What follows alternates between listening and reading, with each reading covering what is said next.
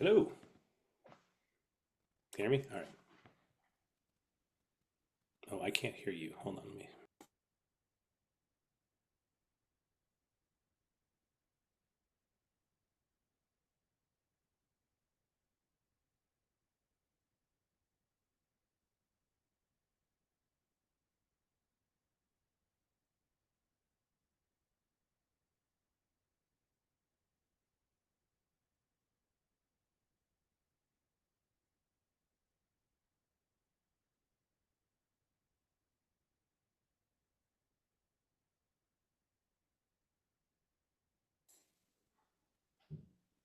I can't hear. Is that just me or is there others?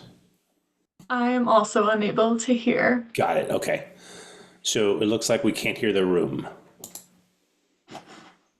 I can't either. Oh, no. Oh, that's Hello? yeah. So I think there's something in the room. Okay. I heard that hello. Can you hear us now? Yes. Yeah, now you're just on my laptop. I'm gonna try to change it back and see. Hello? Can you hear us now? Yes. Okay. All right. Welcome to the October 20th, 2025 meeting of the Mobility Planning and Coordination Committee. As a reminder, this meeting is being broadcast to the town's YouTube channel and also via Zoom, being recorded for publication and later viewing and administrative purposes. I have not been notified of anyone else recording the meeting, but if anyone wishes to do so, please notify the chair. And so we'll take a roll call vote. Tim Bolger, the chair, is present. Gus Streisand. Present. Stephen Frail, is he not promoted yet? Let's get them for now. James Goldstein, Present. Woo Song Kwan, Present. Justin McCullen, Present. Paul Molta, Present. Stephen Frail. Present. And we also have Tyler Gabrielski and Shane Mark from DPW. And the first item on the agenda after that, public comment. I haven't been notified that anyone. Is anybody here? Tyler, have you heard? No, there's no one online. Okay, we'll move on. The next one is to approve the minutes from September 8th, 2025. Did everyone have a chance to read through them? Are there any comments? Did you already submit them to Tyler? I haven't, but I have a couple of minor ones, which I will. Okay, I can talk about them or just send them to you. They're just clarifications. I think one says roadway had concrete. It's the sidewalk on Stevens Street, not the roadway. And there's also confusion, I think, about whether Coolidge and Prince sidewalks were completed or postponed until the spring. I think it's that's postponed. important. Yeah, postpone. And I had one other under the GPI presentation. I'm a little bit unclear about this one. The Noise Street traffic, I thought, was to go away from Needham Center, not towards it. And this says to turn traffic to Needham Center via Noise. Yeah, Noise Street goes towards Needham Center. So if you're northbound on Central Avenue, Yes. it acts as a slip lane. Oh, northbound that way. Okay, because Noise is also in the other direction, is it not? So if you're heading southbound on Central, you bear left to go Okay. down that hill, Okay, and then that's, I get it now. Yeah. that residential. area. So that one is not a correction. The other two, I think. Yeah, are maybe minor it ones. just wasn't super Sure. clear, but. Yeah, so Fine. yeah, that's fine. The only comment I had was reminded when I read the first part that we were gonna look back at our minutes from last time that we didn't approve. Right. I did go back and look at that video. We did not make a motion. There was no vote. It was just kind of by consensus and we reviewed that. So, we'll probably have that on the agenda next time and just approve those. minutes Okay. Before we put that through. But that did remind me. Okay. So we didn't do that, but we'll add them to the next agenda and approve them in the next meeting So we'll do the same with with James. that. Yeah, I mean, sure, or we could take a motion to approve them with James's, with Yeah. James's edits. Two I guess minor we clarifications. We know what the edits are. We know the edits are, yeah. Okay. Second. Okay. So we'll take a roll call vote on that. Tim Bolger, I vote aye. Gus Streisand. Aye. Stephen Frail, Aye. James Goldstein, Aye. Woo Song Kwan, Aye. Justin McCullen, Abstain. I was not present. Paul Multa. Aye. And so the motion passes, so the minutes are approved. Okay, and so on to the next item, which is the street design guide update from Tool Design Group. And thank you for coming here. I know it's been a lot of preparation for this, and I think it's, what we're gonna see today is really great. So if you wouldn't mind just introducing yourselves and the team, and take it from here. Sounds good. Can you guys hear me okay? Yes. Okay, so hi everybody, nice to meet everyone. My name is Sneha Adhikari. I'm joining from Tool Design Group. I am the project manager for the Needham Street Design Guide project, and excited to kind of talk about what we've been up to, gain some feedback, and kind of explain ways in which we can gather your input as we continue working on the project. I'll pass off to my colleague Sarah. Everyone, Sarah Ralph. I am a senior engineer with Tool Design. Super excited to be here tonight with you all. Yeah, I've worked on a fair number of street design guides across the country, and I'm really excited to be working on this local one with you all. Sneha, I'll share my screen and pass it off to you. Sounds good.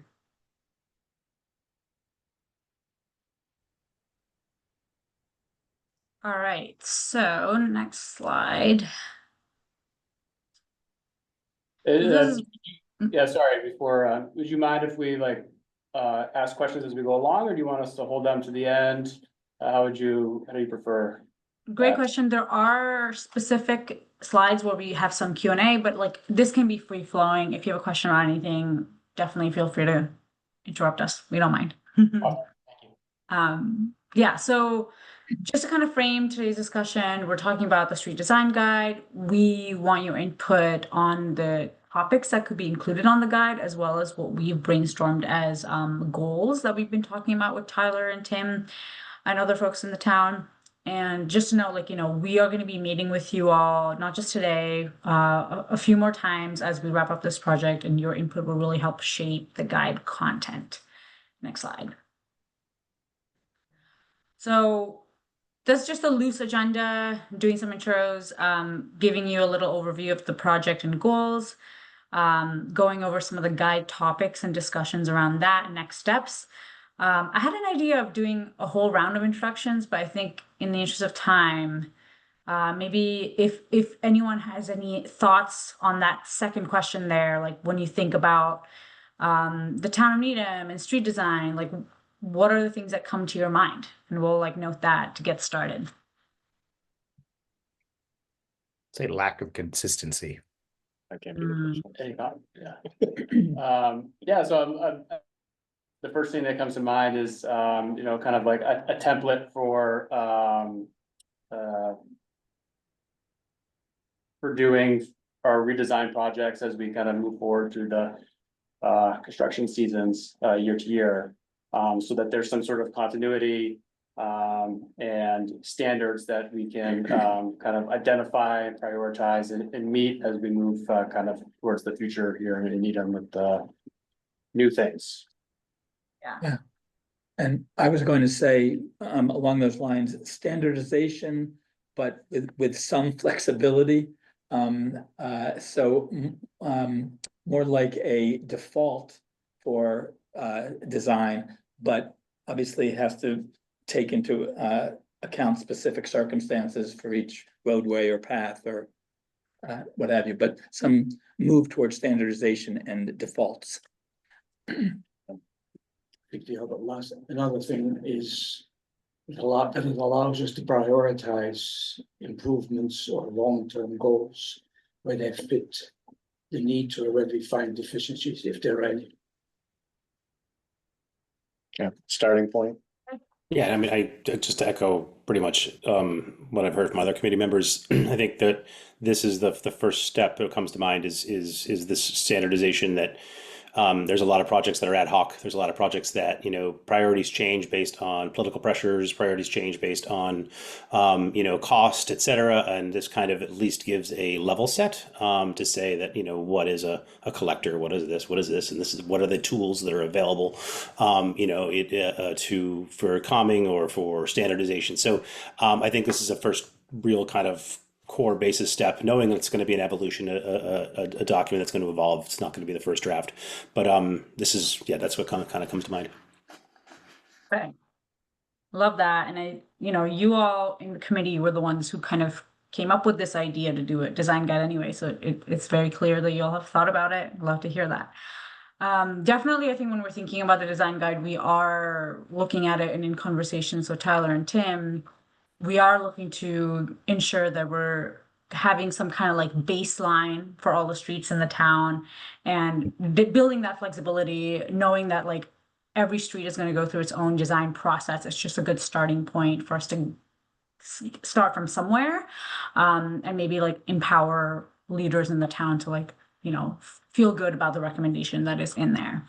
That's great. So I'll move on to the next slide. I just wanted to flag that, we have a lot of experience working on design guidance in the national level. We authored the AASHTO bicycle guide and a few other ones. Next slide. We've also worked on a municipal design guidance, including the neighbor Newton, as well as Boston and others throughout the country. So we're coming at it with a lens that is rooted in a lot of different factors, as well as a lot of different land uses and things like that. Excellent. And our work is not just design guidance. We also do a lot of roadway design and thinking about safety and Vision Zero, in making sure our projects are rooted in the safety analysis pieces as well. Next slide. And I want to recognize, there is a complete streets policy that exists for the town, looking at how can we support transportation for everyone, including pedestrian cyclists and school bus riders, all of the multimodal users, and legitimizing them and the fact that they also deserve safe facilities, which is often not has not been true in a lot of old sort of transportation design. And in particular, the policy lays out that you would be applying complete streets processes and policy in all projects, but kind of taking that and like actually applying it is different. And this design guide is meant to kind of bridge that gap a little bit. So, we've been talking about safety as one of the goals, and we'll talk about goals a little bit with you all on pause, but something that has been really key with safety is its association with speed. So this graphic is just showing, as speeds escalate, you're getting a lot of events happening at the same time. The field of vision narrows, then it takes more time to react and stop for anything that's in the way. And usually when there are pedestrians or other more vulnerable road users, it means that they are expecting a more severe outcome of any kind of collision or crash. So in thinking about safety, speed is a piece that we would probably be talking about in the guide itself. And if you go to the next slide, happy to talk about other goals that we've thought about in discussion with the town so far. Definitely safety, acknowledging that like our streets need to be designed so that when people make mistakes, which as humans we do, we're not leading to serious injuries or fatalities. So that's the safe systems approach. And also thinking about resilience. We're aware that the town has had some issues with flooding, and the town is bordered by a river. Those events are also increasing more with weather events coming. So flooding issues, as well as urban heat island effect and air pollution. We want to design our streets to be resilient to some of those events that are occurring. And another layer of resiliency is ensuring the resiliency of our streets and the local economy so that we have more vibrant, accessible streets. So the design guide will aim to kind of focus on those two pieces of resilience. And then finally, equity is a key element as well, kind of tying it back to the complete streets process to make sure that we're prioritizing safety and access for people walking, rolling, biking, in transit, including folks who don't have access to a car or are not able to drive. So I'll pause here because I really want to chat with you all about these goals, if they seem sufficient, Are we missing anything? I know we sent out a draft version of a more detailed version of this before, but pausing here. Stephen, you have your hand up. Yeah, so I think these are all great goals and I completely agree with them. I do worry in the current political environment, some of these buzzwords could have a negative effect, potentially even funding levels. When you use certain words these days, it seems like it becomes a target. And is there a way to say these things without using this, specific words? That's my first piece of We feedback. won't be applying to any grants with this document. It could be said that any application for funding will be tailored to the program that we are soliciting funding for, and then whatever's most likely to get the town the resources that it needs to complete whatever project it is.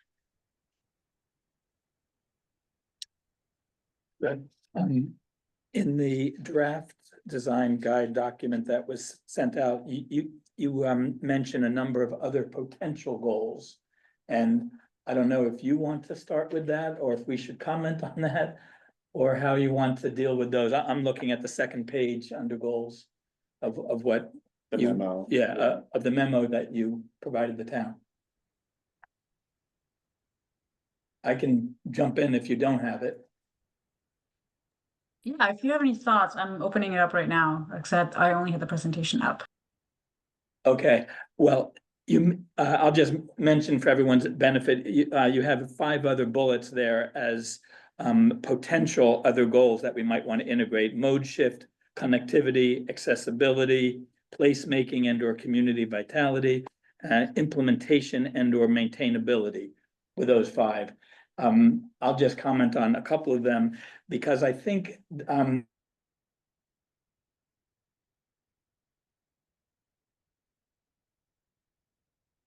Did we lose the audio again? Yeah, I thought it was stuck, but I lost The it. audio and maybe the video, feed froze. ease of movement and accommodation for James? yes. James, could you go back? We lost just as you were about to get into your point. We lost the audio. Oh, sorry. A good one. Yeah. I was saying that in the draft document or the memo that Tool supplied the town, on page 2, they mentioned 5 other potential goals. Did you hear that? Yes. Okay. So Right after that, you cut out. okay, I was just gonna comment on a couple of them, and I'll start over. Mode shift, for example, is up there. I'm not even sure I would use that term, but I think safety implies accommodation for walkers and bikers and so forth, but I think it needs to be more explicit. It's not just about safety, it's about facilitating travel by those modes. And either, I would say, multimodal accommodation or something else more explicit than safety for the mode issue.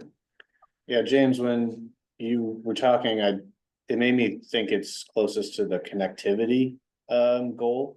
Because I think that kind of implies that, all users should be able to access the network from any location, ideally, Right. So that might be the closest to. Okay, that was my second one, and Yeah. all users, I think I would be more explicit, and that is non-vehicular travelers, because all users could mean age and. Yeah, multimodal. And things like Yeah. that, so, yeah, so, I agree with connectivity as a goal as well, but I'll stop, I think I've made my main point. So James, are you suggesting on the all users to actually spell out a what? Like give examples of all users? Yes, yes. And promoting non-vehicular travel, I think, is a goal. Well, at least a goal I would suggest. As opposed to just making it safe for them. Right. I think it's important to say safety, because that's the buzzword, number one. that's what people are going to latch onto. Great. And so yes, adding multimodal, sure, somewhere in there, connectivity, interconnect, all that stuff I support. But I think the tier one of the most important thing that we're doing is safety, safety for all. But safety is something that people can the grasp and hold on to. So I think that having that not as a replacement, but certainly as an addition or a supplement. Yeah, that's what it was meant for, and or just expanding who safety is aimed at, and including bikers, walkers. But I do think multimodal is Just another. looking at the slide that they have presented on the screen now, equity is really kind of defining what you reference as all users. Agreed. Because it does say what it includes: children's, older adults, people with disabilities. So maybe, I mean, you're looking at the other memo. Is that what you were pulling from? Yes, Okay. the memo, yeah. Got it. Because I only see the slide right now. So yes, I had to pull that up. Yeah, I Uh, think just to chime in real quick, I think that there are a lot of different ways these things can be framed, and the three that you see on the screen are kind of our distillation of what the town's priorities really seem to be based on our initial conversations with Tim and Tyler and the crew. But there are definitely different ways to frame these things, and I think Justin, you said to your point, like the equity point right now, notes, that we want to prioritize safety and access for people using different modes, for people of different ages and abilities, and that's the inclusivity aspect there. Yeah, Stephen, sorry. I think the one thing that is missing, and I don't know if it's making and community vitality, or if it's economic and community vitality, is the issue that these roads that we're designing need to take people from a place A to place B, and that may be the school, but it may be the center of town. It may, one of the things that roads do is they connect people to where they want to go. And I think we don't want to avoid saying that, because there is a sense right now in this town that people are focused on, bike lanes because they're focused on bike lanes. But the truth is that bikers go to school, they go to church, they go to downtown to shop. Today, a lot of them ride on the sidewalks and some of them ride on the road. So we have to remember that there's a goal here, a bigger goal too, is to connect people to where they want to go, which includes businesses. So I think we should be explicit about that. So I think we've kind of heard multiple times that maybe connectivity is something of a fourth goal that we would want to consider adding. That's come up a few times.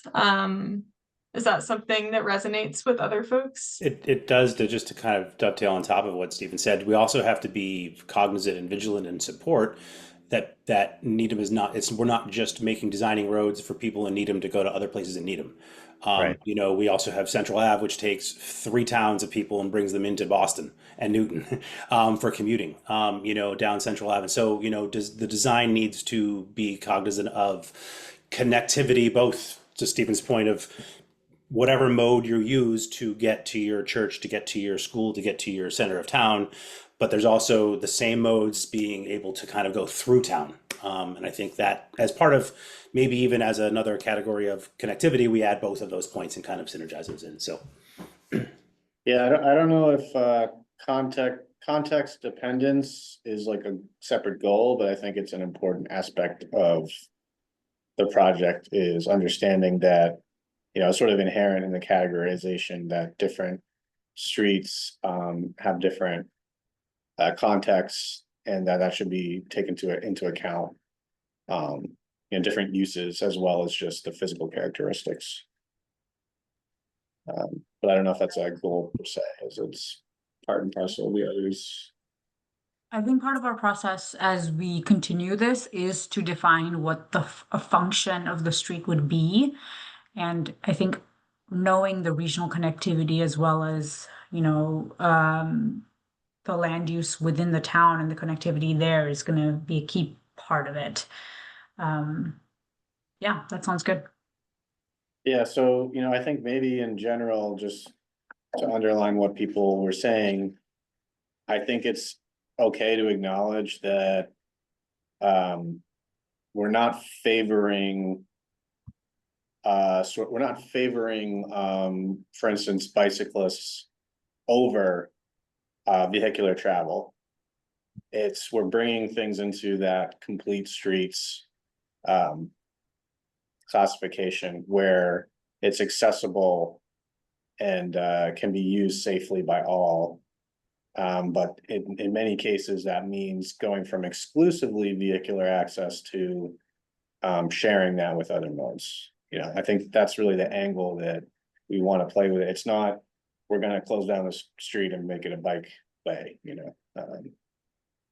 That's my take on that. Good read on the room, I think. Sure. It's interesting that actually they brought that up. We have a complete street concept already since 2017, so it really should be ingrained in all of us, probably that it is for everyone. Yeah. But still So that it's not that it's context, just a new thing. right? We have thought about this as a town. Mhm. So in terms of these goals, is there consensus here that connectivity should be a fourth goal?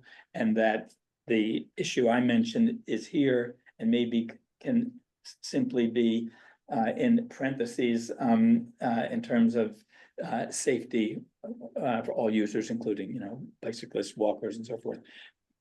But we'd be adding one goal to this? Is that what the consensus is? I'm just Yeah, moving along. Does that make sense, Stiha? Adding a fourth goal or working that in, or does that seem like it will? Yeah. Kind of fit with your.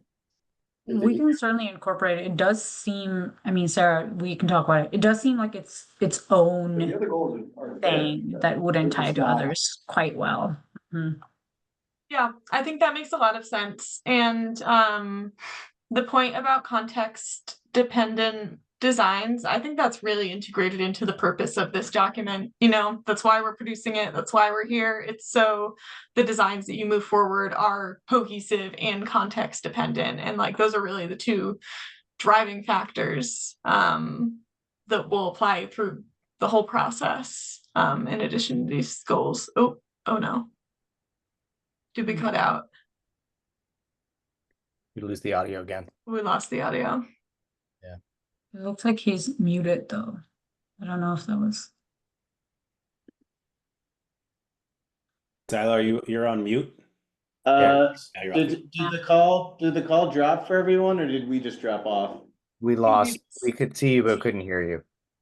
Yeah, Okay, your but- camera went out, then when it came back on, you were on mute.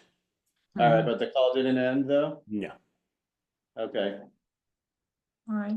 Yeah, because of the Amazon outage today, if we lose connectivity of the meeting, we kind of have to Cancel cancel the it, meeting. so. Just for Oh. the so you keep on dropping out, and I think you came back last time, guys were having a conversation without us. So that's okay, but I guess we'll just kind of, if that yeah, happens, that might be. if the call shuts down completely, then we should call it, but. That's an adjournment. But anyway, so you were responding, Tim had asked if it was, if we could add that as a fourth goal, and then we did not hear what your response was. It was an agreement. We agreed. Okay, great. All right, I'm gonna keep us moving because we have, I think, about 10 minutes more to go, and I want to cover some of the guide topics elements as well, if that's all right with everyone. So, yeah, if there's anything else that a committee member comes up with, just send me and Tyler some information and we'll kind of share that with. Cool. Sounds good. All right, next, moving along. All right, I'm gonna pass to Sarah for the rest of this and keep. Go ahead, Sarah. Thanks, Neha. So yeah, this guide, as we've been talking about, will be a key tool in changing how decisions are made about street design in Needham. And you know, we're not writing laws, this is guidance. And I think someone mentioned at the very beginning that design flexibility will be so key to how we implement these and strike the balance between standards and context specific recommendations. So, you know, we have all of this expertise in street design that we're bringing here, and what we're really here to focus on is your knowledge and your experiences as the conduit to Needham. So what are the existing practices in local context? And here's a list of potential topics for the guide. And on the following slides, we go into some more detail around what some of these might contain. And we'd really like to hear from you on either challenges regarding these today or opportunities, because these are both things, like these are things that we'll consider as we're developing the content for the guide. So we want to make sure that we really have that strong understanding of how things are operating today and where that consistency and cohesiveness is missing. I think we'll spend like a minute per slide, so we're going to keep it pretty brief. I know we have us on the agenda till 6:40, so I'm gonna breeze through. So the first topic here is sidewalk design. So thinking about what the issues and opportunities are today, if any come to mind and anyone would like to share. So the first thing I would say is just that, what we're looking at now, for instance, is going to be a very specific area of Needham because we have so much residential and so much, single family, with, typically asphalt, sidewalks, some of which may not be, which has, right-of-way constraint. That we've had difficulty even installing compliant sidewalk there. So, what we're looking at here is really more what we would see in like our commercial areas or downtown core. So just something to keep in mind that when we're presenting this particular topic to the public, what's outside their front door is going to look a little different than this cross section that we're looking at now. Yeah, just there are very few, we only have like 2 corridors in Needham that are really like these commercial style corridors, so don't want to focus too much on that per se, when we're kind of presenting it. But like the area itself, I think, like I'm looking at the benches in the frontage zone. We have people talking about putting benches near the sidewalk and residential areas. I've heard that comment on some other projects that are very far away from these, like the commercial space. So, that kind of resonates with me as being, something that might be here that also might make sense elsewhere. People are kind of asking for benches near sidewalks for walking and especially older adults that need to take a break when they walk. And so there are some of these things that may apply here that will also apply kind of elsewhere in that city. And I think street trees is another one like that, which is not on the other list, but is under sidewalk and amenity zone here. But in the residential areas, that is an issue. People are concerned about whether we have them, whether we not, can they be removed, all that. Yeah. So I don't know if that's a topic that could or should be added, or it's adequate as a sidewalk design issue here. I don't know. Yeah, I think it's part of this, because they basically have it broken out into the road level cross section and the sidewalk level cross section. Okay, So I think that the street trees is considered. it's a sidewalk issue. Okay, Is that about right, guys? Mm-hmm. That's Yeah. accurate. So yeah, I think this is, great point about benches, trees. Those are all things that I think we would consider to be, even in a residential corridor, those are contact appropriate improvements. All right, I'm gonna keep it moving, if that's okay. This is really, really useful and will help inform these context specific recommendations and how we break things out. The next thing is accessible design. I think it was Tyler who alluded to this on the last slide of like in residential areas, there are a lot of asphalt sidewalks. Some of them are not ADA compliant. So as we think about things like ADA, ProAg, how do we make things design them in a way that's universally accessible to people, maybe just beyond the ProAg basics. Does anything come to mind?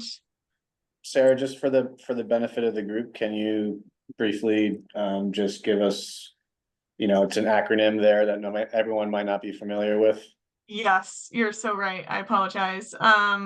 So ADA is the Americans with Disabilities Act. That's basically the law that requires us to make designs be accessible, and ProAg is the public right-of-way accessibility guidelines, and that was recently finalized a few years ago, has been adopted by USDOT, and is going to be enforceable once it's adopted by USDOJ. So ProAg provides details on how you meet ADA guidelines, so how you meet those accessibility guidelines in the public right-of-way, so on your streets. And that's things like, what do curb ramps need to look like? How do you design a bus stop to be accessible? Do you have to have the detectable warning panel? Like, what are the slopes of crosswalks and sidewalks and all things like that? Yeah, so ProAg is basically super ADA is what you need to know. I should have just said that. Sarah, the only other comment I'd have on this is we may want to add a bullet point or also talk about Massachusetts Architectural Access Board, which takes the ADA and the ProAg and then enhances that. So not only do we have to meet these guidelines, but we also have to meet the MAAB guidelines as well. Okay, thank you. And then do you mind just touching briefly on, sorry, I don't mean to let the universal design, because that's also something that we've kind of spoken with in other committees, and it's been a question about what it actually means. I think it's kind of defined by different people in different ways, but essentially just going above and beyond those bare minimums. Like ProAg says, a sidewalk needs to be 4 feet to provide an accessible route, and you need an area, like a turning area of 5 by 5 feet, at least every 200 feet. So really, let's say you provide a 5-foot sidewalk at all times. That's not really enough room for 2 people to walk side by side comfortably and be passed by someone in the other direction. So thinking about what's really a design that's accessible and enjoyable and comfortable for people that might go beyond those minimum accessibility requirements. Yeah, just as I think what I've seen is that it's kind of like design that is indistinguishable from for all users. It's not something that's a special facility for one user or another. It's everybody, the sidewalk is the same for everyone, it's accessible for everyone. That's kind So of. I think Tim's point, Tim, I'm not trying to put words in your Yeah, mouth, sure. so correct me if I'm mistaken in my interpretation of this, but other committees that we've been on, or some of the feedback that we're getting from people that may not be that are reluctant to do some of these items is, we talk about universal design. They say, what is universal design, and is there a standard? So they don't understand that there's a standard, but the universal design goes above and beyond that standard. So I think clarifying what universal design really is. Because the questions that they ask are more geared towards, is there a universal design? Show me the regulation where it says this. Yes. Where there really isn't one, it's the minimum requirements. And the universal design goes above those minimum requirements. Yeah, it's a design school of thought, essentially. In the interest of time, I we're at 6:42 right now. I think what I might do is run through the next few slides, and then we have one slide at the end that kind of says, are we missing anything? So I might just flip through those next few and then end at that last slide, and we can see if anyone wants to chime in there with some more details or more thoughts. So our next slide here is about travel lane width. So thinking about how wide those lanes need to be. Can it be narrower for a turning lane, wider if you have buses operating in a lane, or if it's a heavy vehicle route, a truck route. Another thing is traffic calming, which is horizontal and vertical deflection, so things that cars have to drive over, like the speed cushions that you see on the bottom left, or the raised crossing that you see on the top left. That's called vertical deflection because cars have to drive up and down over it, or horizontal deflection, like the traffic circle that you see on the bottom right, or the median in the top right, or curb extensions, basically things that cars have to drive around horizontally. And these are things that help slow down those travel speeds and make it more comfortable for all users. So that's one thing that we can think about there. Intersection and crossing design is kind of a very large bucket, but curb radii. So the radius of two intersecting streets, the corner of that curb, how big is that? The bigger it is, the faster people can drive around the corner, the less safe it really feels. Curb extensions are when that curb extends out into the street. You see it on the top of the like here. Can you see that? Yes. Oh, cool. Okay, so this is a curb extension here where the curb extends into the parking lane and makes it a smaller effective turning radius, so cars have to go around that corner slower. High visibility crosswalks, that's these lines that aren't just the two stripes on the sides of the crosswalk, but the perpendicular stripes too, to make it more visible to people. Pedestrian refuge islands, so when you have a median, if you have an island in the middle, so pedestrians can cross the street in 2 stages. Raised crossings, that's also a traffic calming treatment, as we talked about on the last slide. Pedestrian and bicycle signal timing. So do you give pedestrians a head start to start crossing before cars are allowed to turn right? Is there a signal phase where it's exclusively pedestrians crossing, like you see in the image on the right? Things like that. When we think about bike facilities, this is just one element of the guide. We're thinking about all modes here, but what types of bike facilities are appropriate in what contexts as we think about the speeds and volumes of the streets? What really makes a connected network? How comfortable do we want people to feel on these streets, and what does that mean for the types of bike facilities that we're thinking about? From standard bike lanes, so just a striped bike lane, to separated bike lanes with some kind of vertical protection between the bikes and the cars. Bike boulevards where bikes and cars are sharing the street, and you have those traffic calming treatments to slow down those vehicle speeds and make it more comfortable. Or shared use paths where you have people walking and biking in the same space. Stormwater management, as Sneha said earlier, we know that this has been a high priority in the town, and it's something that we can integrate into the street design guide. So thinking about where and how we integrate those stormwater management facilities, and what those treatments that we want to consider for implementation in Needham are. Okay, that was a real fire hose. I tried to go quickly, but still explain a bit. I think any initial reactions here. I will say we have one more slide after this, which is about the public forum in December. Sneha will talk through that. Would love to save 2 or 3 minutes for that because I know Tyler and Tim have said, you know, how valuable it is that we get your input on this as a conduit to the community as we're planning for that.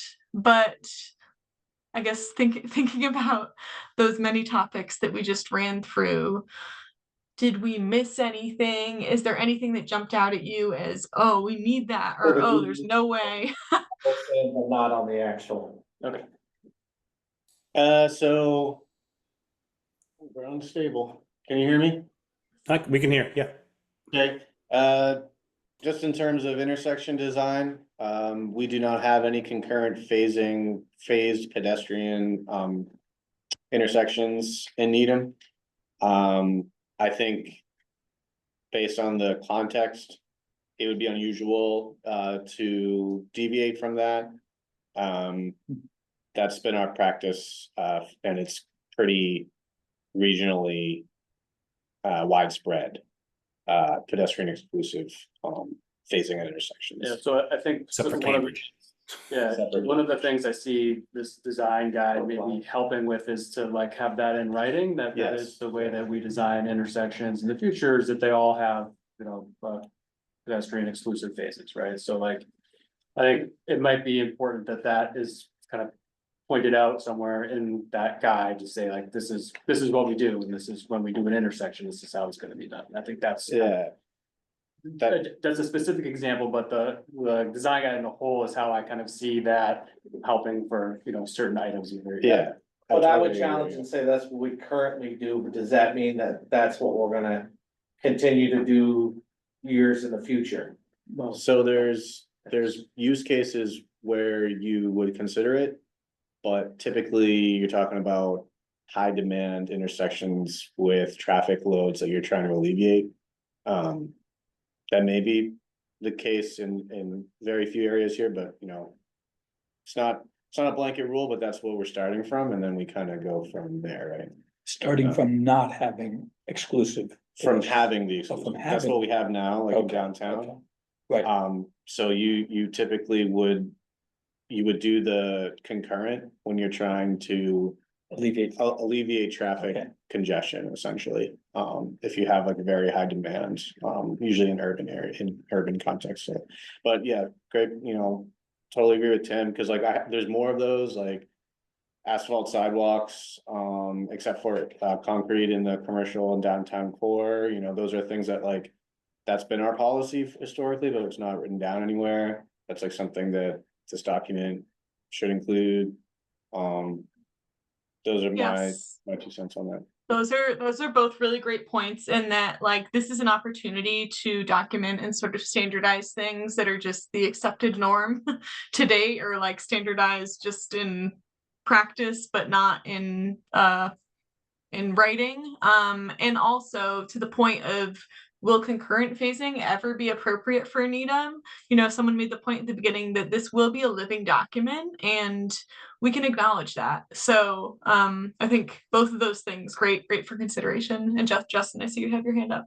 Yeah, 2 things. I know it was on the beginning slide of these that was talking about school zones. And I didn't, and school zones, that's one of my things. We, like, one of the things in Needham we struggled with, and it's not something that was intentional. It was because every school is done under a different financial package, that the school zones are all different. We have some that are blinked, you know, lights. We have some that are just not at all. We have some that we should just decide on what we're going to do based on schools, and then we can kind of roll that out as the financing is available to replace and fix. And that's kind of what we're doing now. But again, to put that into the policy, you know, to say this is what we consider a school zone, and then, you know, doesn't mean we're going to change them all at once or anything, but it means that when we have the appropriate funding. And I think something that we should explore as a policy, and I know it kind of goes both ways. I know Tim and I have differing opinions, but it's no turn on red. Where most of Needham is no turn on red, but there are a few areas that do allow it. Obviously, if we're going to allow more, if we're doing more bike lanes We need to be cognizant of that. But as a design rule, that when we have a pedestrian exclusive phase, we should have a no turn on red phase as well, like they do in Newton, like they do in some other areas. Actually, we have our emergency preempt on School Street. When the fire trucks come out, that's a no turn on red comes up. But I think from a policy perspective, I think we should, because in safety that has come up in a lot of committees, and people have talked to me about, well, people are crossing the street in a pedestrian phase, exclusive phase, but people are taking a right on red. Well, they can legally. It's just we need to kind of, those are two different parts of Massachusetts code, and they're not aligned. And that's because that's the way we work out in the state. And to come and say this is something as a policy from a safety perspective, this is what we're going to do. So just a suggestion. I would encourage us to try to look at other initiatives in towns and specifically think about the climate action plan and sort of how can we leave some of these decisions and make sure that we're sort of trying to do multiple things at the same time instead of optimizing for one thing and then coming back and saying, actually, let's redo that, optimize for this one.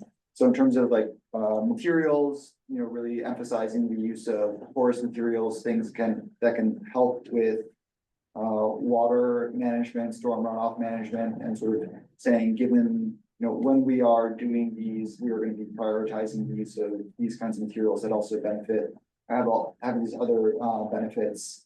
And then I guess I would be curious to see sort of like the data behind different kinds of traffic calming measures, whether or not horizontal ones are more effective than vertical ones. And so if you have, if you are looking at redoing a street, saying that, okay, well, if I have to make a decision, I need to rank it based on the data according to safety. And if I have the space, then I'm going to use a horizontal one, even if, people are more comfortable with the vertical ones. The data shows that the horizontal ones are more effective. Just sort of how do we layer in data into the decision making so that it's not seen as a set of preferences exclusively, but also the quantitative, it has a quantitative support behind that. It's a good point. You guys were able to hear him, right? Yes, yeah. If I may, Yeah, Ben. one thing, and I'm not sure if that's the right place for it, but I'm just wondering, performance levels. Is this the place for adequate or acceptable levels of service for what we are doing, for what we propose? Is that so we know that we are comparing something either before and after, or what do we accept in the town for, particularly let's say in the downtown areas? And that can be for pedestrians, that can be for all modes of transportation. What To sort that point, I'll say that in the draft document, you saw some potential metrics that we'll consider, and those are I think maybe what you're getting at with that question, which is how we're re-evaluating these goals in different areas, and what does that metric look like at different points in time. A lot of that depends on the capacity of the town to evaluate and measure these things. So I think that's kind of a starting point, a living starting point, open for input and discussion as we move forward, to think about how we do want to measure this success. So I think that's a question that we want to revisit through the process, and not something that we have a clear answer on at this point, but rather something that we want to keep actively thinking on. Yeah, I do want to just I like Paul's idea here about using data to make decisions. And I don't necessarily know where it fits in there, but I think it's like a really good point. To be able to make those, give the decision makers the information to make it based on data instead of, whatever else that there is out there, so that I just think it's really important to have those decisions that are being made based on data. If we can add that in there, that's very important. And Gus's point is consistent with that, I think. I would say. Level of service is Yeah. the quantitative measure. Yeah, but it is naturally also from a policy point of view, what do we accept? Mhm. We don't have dozens of signalized intersections in town. But what do we accept as in, let's say, performance level, and that translates into queue length and waiting time, and et cetera, et cetera. So, yeah. Right. This is all really, really helpful input. Thank you all. I'm gonna transition to our last slide, so Sneha can ask some quick questions about the upcoming public forum. Yeah, thanks, Sarah. So we are looking to kind of talk about this project, introduce the project, the goals, and get some initial feedback in a forum. In talking with Tyler and Tim and Tom as well, we've thought about a few dates. Those are listed up there. And I guess what would be a preferred date? I don't know if it makes sense for this to be determined in a poll, but I figure we're all here. If there's a reason why one of the dates work better than the other, we can nail it down and start preparing.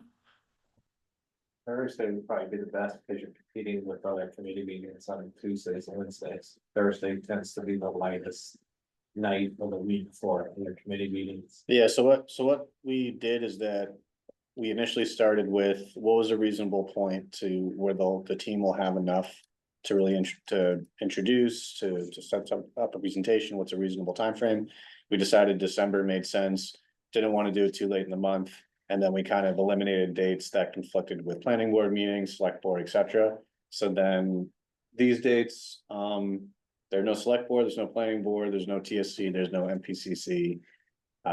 There may be other committee meetings, but Shane is right that Thursday's chip is typically the less busy one, but I think we just wanted to, out of these final choices, see if there were any that was definitely not gonna work for people, because it's important that you all have an opportunity to be part of the process, if you are available.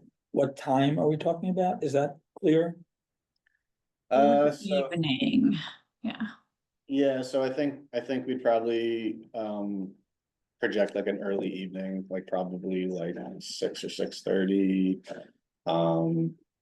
You know, that's when we tend to have the most attendance. That more than say 7, really? Okay. A little bit, I mean, it's, 6 to 7, it's just, you don't want to have it any later than 7, usually. Mhm. I mean, they work for me, but So let's say, is the 4th a problem for anyone, I guess, is the way that we should start. no. So it seems like the 4th is potentially the best. Great, nailing that, we'll work towards that, thank you. I would say no Um, earlier than 6:30, and I think that's still dinner for a lot of people. I would say 7, but I'll leave it to So you. we guys. don't have to decide now, Okay. and 7's totally fine with me. I tend to agree with 7 from my standpoint, but I don't know if more. 7's like the most common. hmm. It's Okay, just, we can it's work. like if we think it's gonna be a long meeting, then we typically would try to push it closer to 6:30, but I think for this project, we could do 7, would be fine. Okay, yeah, we can iterate on what time makes sense. Format wise, we're gonna keep it hybrid, so it's most accessible for everyone. And in terms of what we're thinking about, and we're gonna be working through this, but we wanted to initially pitch the format and kind of the purpose. So we want to be introducing the project and the goals similar to how we did it with you all, but we'll add that like connectivity as a 4th goal to talk to people through, and then get some initial feedback. I think we'll want to be outright and set the expectation for people that this guide's purpose is to set a baseline for sort of what based on the street context and what we've heard, what the streets could look like. But each street is going to get its own process for any kind of design that'll happen in the future. It's just a starting point to understand like what the priorities are and what elements could be in it. So that people don't panic and think that this street is going to change as directly as an outcome of it, but more sort of like feeding into that process. And then feedback wise, I think trying to understand what they think about the goals and the purpose of this project, maybe what people are excited for. And then we also want to ask like how people want to hear from us. Like, how do you want to hear from us and future projects, and kind of build that into any kind of engagement work that we'll do with the public. So we're thinking about like kind of like what we've done here. We'll have like perhaps a deck or some kind of like a formal meeting for the first little bit, then have a Q&A. And I know Tyler, I think it was Tyler and Tim, one of you all had thought about like some kind of discussion afterwards, even after the Q&A, for people to approach and ask questions. I don't know if that like quite makes sense at this stage, since we're just kind of introducing it and kind of collecting initial input, but can open it up to you all to see what you think based on your understanding of how public processes have gone in the past. So we don't have plans to stand over. I think that, you know, Tim and I and others will be there at the end of the events to kind of, you know, people always mill around. They want certain questions answered. Maybe they didn't want to bring up to the whole group. So that's something we can always hang back and just kind of get the, you know, answer people's questions, get the, you know, and then we'll kind of, people will filter out. But I think you're right in that we kind of go over what this is all about, what the project, why we wanted to do this project, what are the benefits going to be, emphasize that we're not designing every street in town, emphasize that we're codifying our, like you said, like the sort of practices that we've had up to this point that have not been memorialized. And then kind of get ahead of those questions before that we open it up, so that people are not asking kind of the same questions over and over about very specific features of their street, their, you know, their neighborhood. What are you gonna do here? What are you gonna do there? So that way that the questions can be a little more productive about the overall goals and what we're hoping to achieve. So. Yeah, I mean, I guess I'm not sure. I would like people to be able to kind of ask questions or kind of think about it or leave their ideas about what they've kind of heard. So I don't know if there's like a way to have like leave post-it notes with like a short something that someone who was there thought of something and could like leave some sort of note about something they were thinking, or like the people online could like, you know, somehow just like leave a note of like, you know, some comment they wanted to make about something they heard, whether it's negative or positive, like just to kind of understand where people are, like, are they understanding it or are they thinking it's something different? So I would like to get that feedback, like if we're looking for feedback from the public, like, you know, do they understand it, or like, you know, kind of where are they at on the level of the project? So I don't know if there's a way to kind of build that in. And maybe we can do like a sort of handout that's, you know, maybe just like a 1-page handout that goes over like the top line points. And then maybe it has like 2 fill in the blanks, like what is your, if you could ask one question that didn't get answered tonight, what would it be? What is like the most important thing to you about this project? And then we can just like have those dropped off at the end when people are leaving, like something. Yeah. Maybe what they think is missing, if that is a consideration. Yeah, so really like I want to get the information from people to like find out where they're at, not necessarily like what they like or don't like, and just, you know, kind of to understand things that they need, like get those data points out of it. So. And the visuals that you had in the presentation tonight, I think those are extremely helpful to have the visual representations of what we're talking about, and even more so for the general public. So I assume you'll have plenty of the visual representations of what we're talking about in the presentation part. Yeah, and we are planning to have a project webpage as well, where we'll host all the materials and Okay. eventually we'll host the interactive view of the classification. Great. I think we've talked a little bit about making sure the visuals are like. Need them, Context, yeah. Mhm. context, yeah, to kind of. Get a little bit out of the like urban, big buildings, stuff Exactly. like that, to kind of.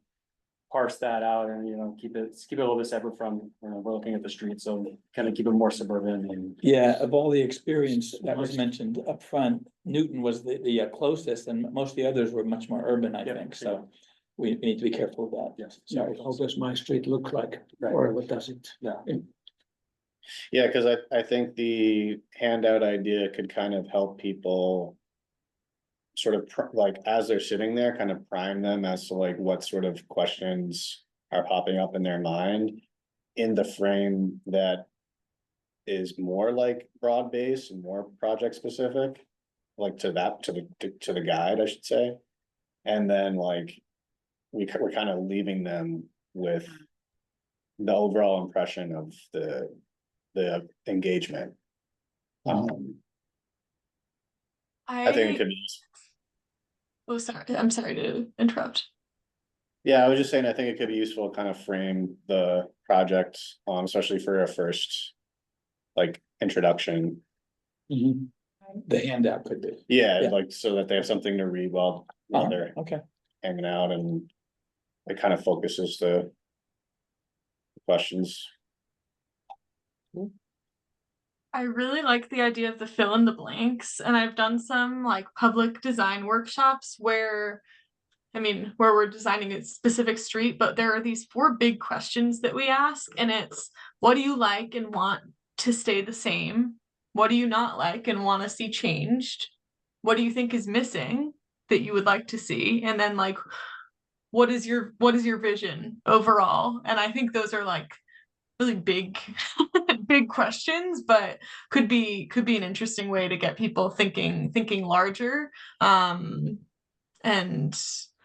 fill in whichever ones resonate with them, and kind of Yeah. captures the positive and negative. We can Yeah, so- emphasize not thinking about like one street and how this one street is unsafe as part of it, and thinking broader. Mhm. Yeah, and we do meet again before this. Event, so maybe we can have some kind of draft ideas for that. By the next time we meet, and then we can go over that. As a group. Yeah.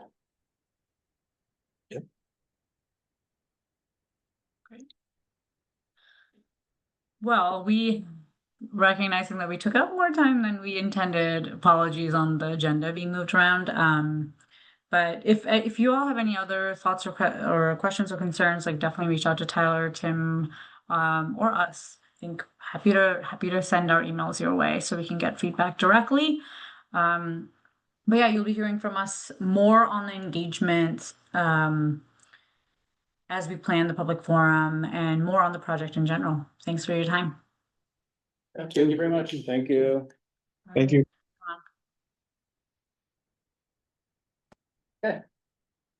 So moving on, the next agenda item is the joint meeting of the committees. The format, the attendance, and our specific goals. So we talked a little bit about it last time, and so the plan is our next regularly scheduled meeting. To have the other 2 committees, the traffic safety committee, Justin is here, where you are, and the rail trail committee to come for the first hour of that meeting. And talk a little bit about the things that we've done this year, the things we're looking for in the next year. Discussing them and seeing if there's anything we can come to a consensus on. And kind of write down and have some sort of draft goals between the 3 committees. and is this in anticipation of submitting them to the select board, or is this separate from that?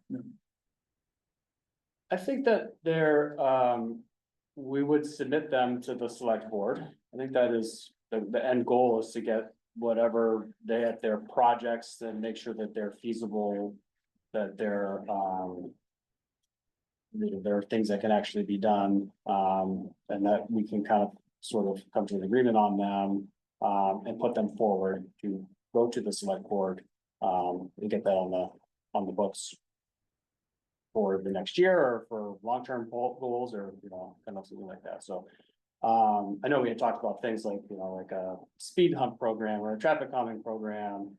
So I think being specific about something that we can all kind of come together on, and have it down and present that as our recommendation for something, I think, would be helpful.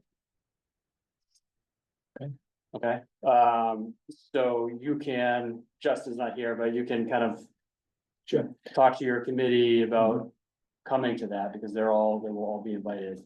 Sure. To come. Okay. So, go ahead. But this is not the joint meeting of the three committees. It is. Yeah, okay, because what we had before was that we had presentations in town hall. What you've anticipated. So what comes out of that, we go to the select board. What comes out of that, out of the joint meeting. Those proposals and those thoughts go to the select board. Yeah, I think, Yes. it seemed like we Did I, kind of discussed before that well, the the previous spring meeting, meeting, the spring meeting would be more of a overview of what's ahead, like. In terms of projects and other things like that, and that the fall meeting would be more of a higher level yeah, goal setting. okay, yeah, because that's reflected also in the meeting minutes. Yes. We talked about that. Yeah, so I think, there are some things like the TSC is working on, and I think we're talking, we're talking about speed humps, and you have like one speed, so Yeah, like right. those things can be kind of, we can talk about those together, I believe. And come up with maybe something that we can put forward, whether or not it's actually feasible or fundable or whatever, but. I think we can come to an agreement as a joint committee and then write like a joint recommendation, for whatever the next step is. And I don't necessarily know what that is, but, and Stephen, I think, can kind of help a little bit with that and where it's that, for that to go forward, but. Remind me, do we have a date for this meeting? It's supposed to be, I think it's November 10th. Okay, So Which is- our regular meeting. A regular meeting, it's the day before Veterans Day, so it should be okay. There's no school that day, but I know that should be okay. Yep, the 10th. The 10th. At 7 o'clock, 6 o'clock. And we'll try to keep it short, like somewhat to an hour. And then we'd have our regular meeting after where we talk about some of the other things. and I'm sorry, venue for that meeting, is it here? We have it here. Okay, I'm just asking. And so I guess, are there goals that we want to discuss now before we go to that meeting as a group ourselves? To bring forward, or I don't know if the other committees will have time to kind of discuss that, or if it should be. So TSC won't meet again until after that meeting. I think it's the same for the Rail Trail Advisory, so we don't have an opportunity really. I can So it'd have to circulate be something on, via email through the chair, but. Sure. Do you have any interest in discussing those goals now? That presents I mean, as the mobility committee. we did discuss what we sent to the select board, a couple months ago. Yep. And those would absolutely be on the Rail Trail Committee's agenda. Whether there are others, or whether those should be updated, I'm not sure. Okay. But, those would definitely be among them. Sure, we'll revisit those, I guess, Okay. and just make sure they still align and. Yeah. Put those down and discuss that as part of the. Yeah. Yeah. Yeah, so if we don't meet, so TSC doesn't meet until the 12th, which is 2 days after that. Yeah, So I have to just almost have an informal meeting between maybe you and then maybe Justin.